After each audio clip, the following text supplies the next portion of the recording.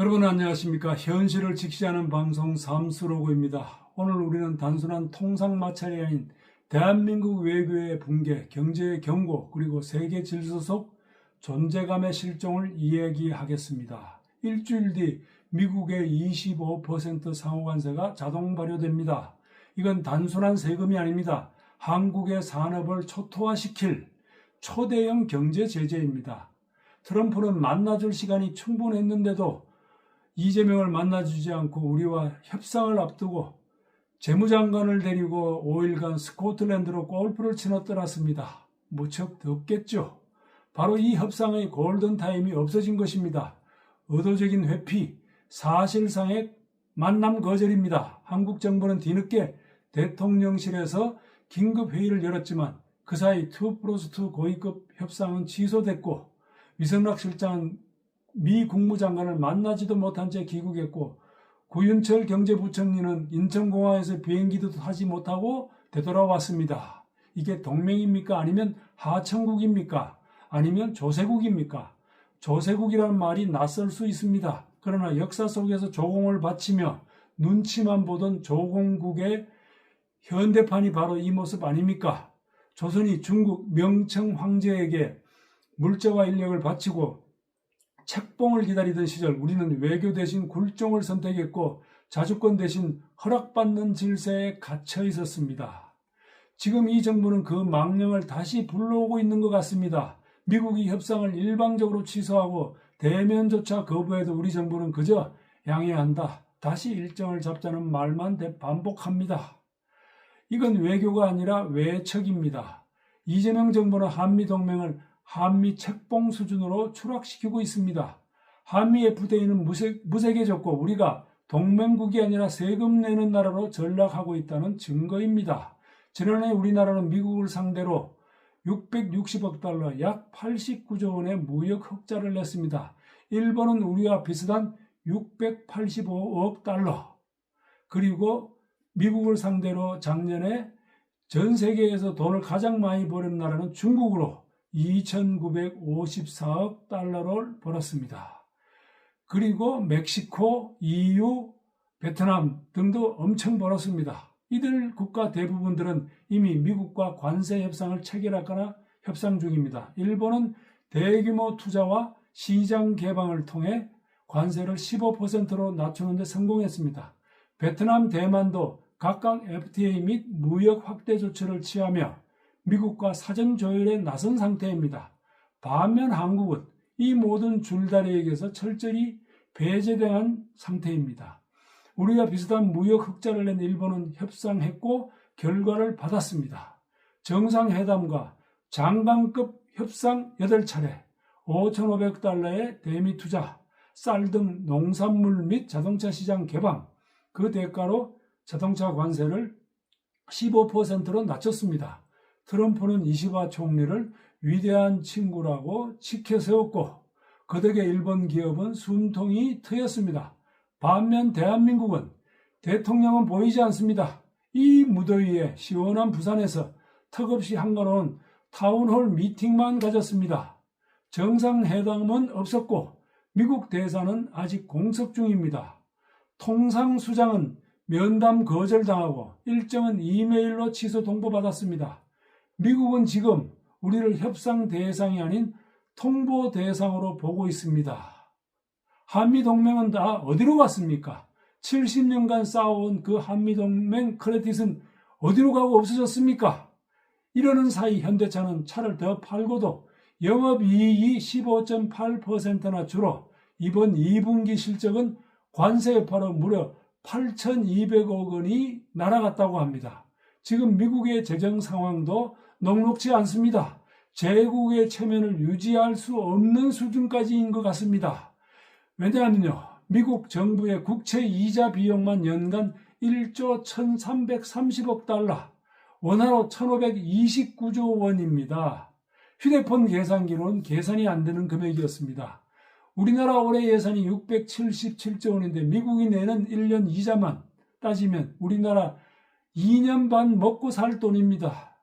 미국 국방비와 메디케어를 넘어서 이제 이자가 미 정부 지출 1위를 기록하고 있습니다.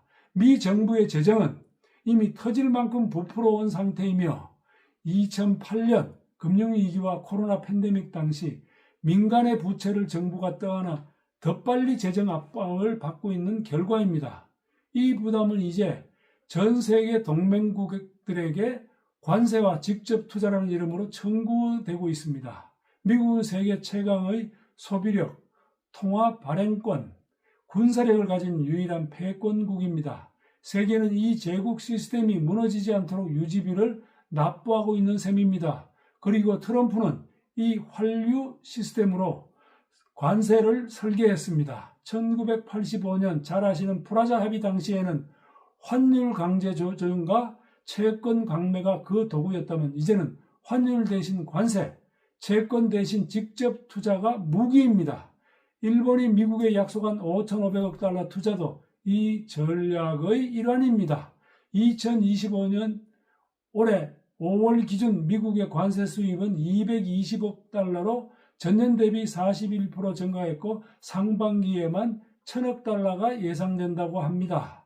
연말까지는 3,000억 달러 관세 수입도 가능하다는 전망을 내놓고 있습니다. 미국은 지금 관세와 직접 투자 두 축으로 제국 유지의 비용을 충당하고 있는 셈입니다. 과거 중국이 미국 국채를 1조 달러 넘게 매입하며 패권에 협조하던 시대는 끝났습니다. 2010년대 들어 중국은 미국 국채 보유량을 줄이기 시작했고 그와 동시에 미국과 패권 전쟁에 서막이 올랐습니다. 맞짱 뜨기 시작한 것입니다. 지금의 패권 경쟁은 단순한 수출입의 문제가 아닙니다. 미국은 새로운 환류 시스템을 강제하고 있으며 세계는 여기에 자이든 타이든 편입되고 있습니다. 진짜 전쟁은 지금부터입니다. 중국은 미국을 대체할 소비시장을 전 세계로 눈을 돌려 확보하려고 하고 있습니다. 미국은 그것을 어떻게든 막으려 할 것입니다. 그렇다면 대한민국은 왜 빠졌는가? 전략도 철학도 없었습니다. 우리가 뭘 원하는지도 모르고 상대가 뭘 원하는지도 읽지 못했습니다. 줄다리기 자체에 끼지를 못했습니다. 우리는 지금도 미국이 친중이라 오해한다는데 제대로 된 해명도 못하고 있습니다. 협상력이 아니라 존재감 자체가 사라진 것입니다. 제국적 사고 없는 중간국의 말로는 비참할 수밖에 없습니다. 제국적 사고란 원하는 미래를 설계하고 그에 맞는 자원과 전략을 구사하는 국가적 두뇌입니다. 그런데 우리는 지금 미국에선 존재감이 없고 중국에선 신뢰를 잃었으며 일본에겐 밀리고 인도와는 연결조차 없습니다. 이대로면 대한민국은 세금 내는 나라, 말 잘 듣는 나라, 기술 팔고 시장 내주는 나라로 전략할 것입니다. 이제 미국이 한국에 던지는 신호는 너무도 명확합니다. 일본이 우리한테 한 거 맞지? 한국도 해야지. 한마디로 한국 차례다. 줄 잘 서라는 뜻입니다. 그러기에 우리는 관세 협상을 서둘러야 했습니다. 하지만 어땠습니까? 통상 전문가 한덕수 국무총리가 관세 협상에 나서려고 하자 민주당은 그건 다음 정권에 넘기라며 발목을 잡았습니다. 총선 유불리를 따져 골든타임을 다 놓쳤고 협상 한번 제대로 해보지도 못하고 삿바 한번 제대로 잡아보지도 못한 채 우리는 지금 관세 폭탄을 맞게 생겼습니다. 북으로부터는 핵폭탄, 미국으로부터는 관세 폭탄, 쌍폭탄을 맞게 생긴 격입니다.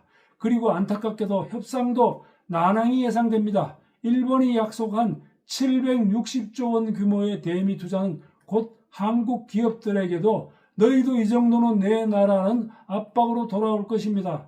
자동차 농업 분야 개방도 거세질 것입니다. 일본이 설정한 관세율, 시장 개방 기준선이 곧 한국에도 최소 요구 조건이 될 가능성이 큽니다. 결국 우리는 일본과 비슷한 수준의 대미 투자, 관세 인하 대가로 시장 개방, 이 모든 걸 거의 받아들일 수밖에 없을 가능성이 농후합니다. 사실은 이재명 정부가 일본과 손을 잡고 합동으로 관세 협상에 나섰어야 했었는데 일본과는 정말 대면대면하게 가까이 가지도 못하고 있는 그런 처지라서 이 결과가 너무너무 아쉬울 뿐입니다. 그 과정에서 한국 산업은 관세를 맞게 되면 큰 어려움에 직면할 수밖에 없습니다. 대미 투자를 우리나라 예산 1년치 넘는 것을 한다는 점이 무거워 일어서기 어려울 것입니다. 지금은 소비 쿠폰을 뿌릴 때가 아니라 총력 외교에 나설 시간입니다. 여기서 멈춰야 합니다. 지금 대한민국은 자국의 생존 전략을 다시 짜야 합니다. 한미 정상 간 직접 대화 재개, 대미 투자와 안보 시장 개방을 묶은 전략적 패키지 딜 제안, 친중 프레임 해소를 위한 명확한 외교 교정, 그리고 동북아에서 대한민국의 좌표를 재설정하는 주권 외교가 필요한 실정입니다. 외교는 기다리는 것이 아니라 만드는 것입니다. 경제는 타이밍이고 안보는 신뢰입니다. 그 신뢰는 말로 얻는 것이 아니라 행동으로 쟁취하는 것입니다. 시청해 주셔서 감사합니다. 현실을 직시하는 방송 삼수로그였습니다. 우리는 이제 제국들과 대화할 수 있어야 합니다.